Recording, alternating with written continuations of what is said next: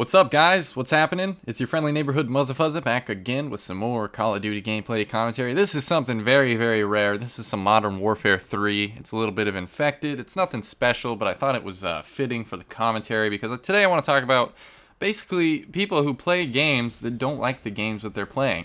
And it kind of goes back to a Fight Club quote that I really like: the things that you own end up owning you. If you buy a game, like say you buy the new Call of Duty, and you don't really like the new Call of Duty, I'll just give kind of Ghosts as an example. I bought Call of Duty Ghosts, and we've been streaming Call of Duty Ghosts all day, every day. We do like little 3 or 4 hour shifts for the live stream. And when I'm not doing those shifts, I'm not really playing the game too much because it seems like whenever I hop on Ghosts, I'm not really enjoying myself. Like, I'm not getting the entertainment that I paid for. I'm not getting the enjoyment and the excitement that I thought I was going to get out of it. So I don't really play it as much as I thought I was going to before I bought it. And I feel like I should pass along that sentiment to anybody and everybody that I possibly can.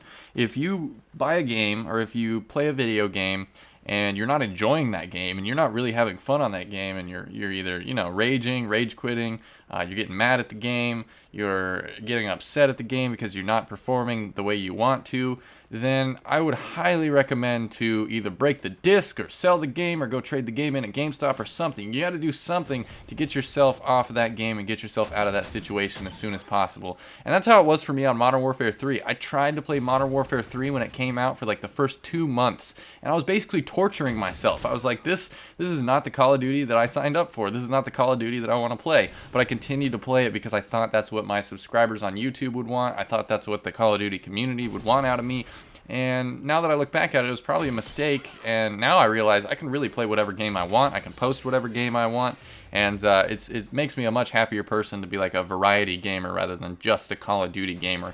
And you can dig yourself into a hole. You can really put yourself into a bit of a pigeonhole if you try to just stick to one game and one game only. And you can eventually really hate that game. It doesn't matter what game it is. Could be League of Legends, could be Call of Duty, could be Halo, could be Battlefield, could be whatever. You gotta understand that like the reason you buy a video game is to be entertained by it, is to have fun and use it as kind of a distraction from your normal life, whether it's school or work or whatever you do during the day. Video games are supposed to be your free time to relax and just enjoy yourself and be entertained. And if you're not getting that out of a game, then you're not doing what you're supposed to do. So it all goes back to that saying that I learned from XCal and Blame Truth, which is don't like it, don't play it. And a lot of people say that, and I think it rings true for any game. It rings true for any game that you could find yourself playing. If you don't like it, if you're not enjoying yourself, then really, why the hell are you playing it in the first place? Why would you do that to yourself? Like, you're supposed to play video games to have a good time and to play with your friends and just enjoy yourself. But some people put up these expectations on themselves or hold themselves to a certain standard, and if they're not meeting that standard, then they kind of get a little self-deprecating and a little self-hating.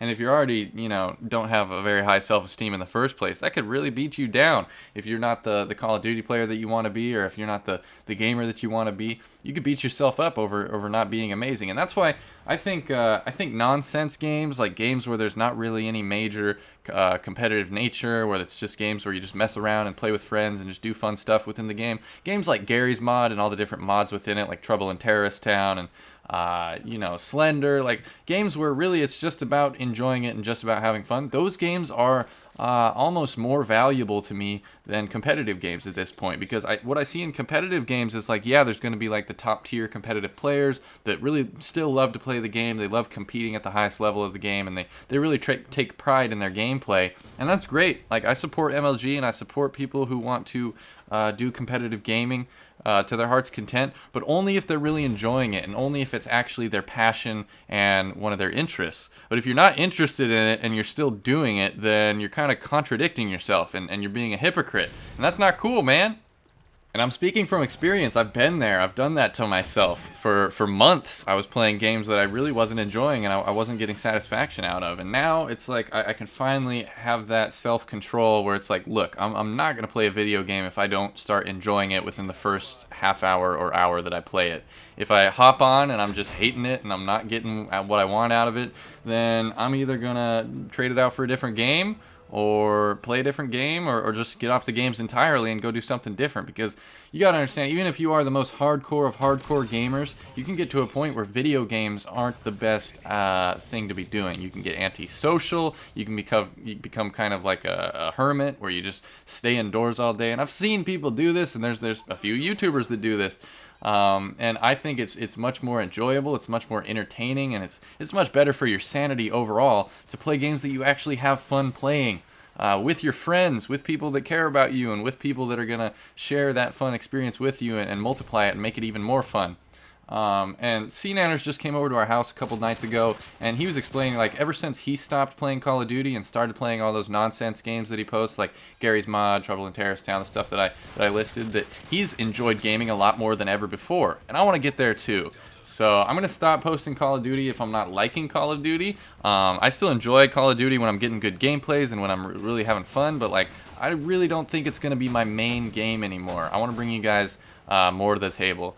So that's it. Don't like it, don't play it. That's my commentary. Hope you guys enjoyed. If you did, drop a like. I would appreciate it. This has been Muzzafuzza, and I'll see you guys next time.